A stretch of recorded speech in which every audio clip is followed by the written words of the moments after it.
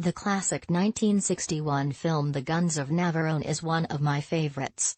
Set in World War II, it's about a small group of Allied commandos set ashore on the German-controlled Greek island of Navarone to blow up the massive guns stationed there. The presence of those guns, situated high on a cliff and controlling the surrounding waters, prevent the Allies from storming the island of Caros where 2,000 British soldiers are stranded. Time is running out for a rescue, but it will be impossible if the guns aren't disabled.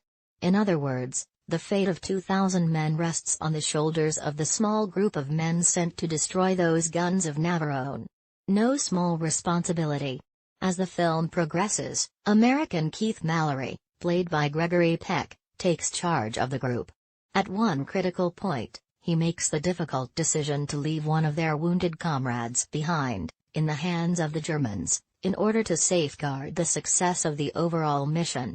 In his mind, it's the life of their comrade against the lives of the 2,000 men trapped on Caros. It's a wrenching decision, and the ethics of it could certainly be debated. But in the mind of British Corporal Miller, played by David Niven, it was a reprehensible choice and he doesn't mind letting Mallory know how he feels. During a heated conversation near the end of the film, Mallory and Miller are arguing about another difficult decision.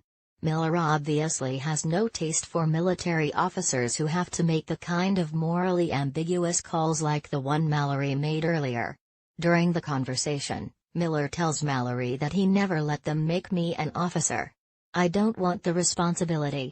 An angry Mallory retorts, then you've had a free ride all this time.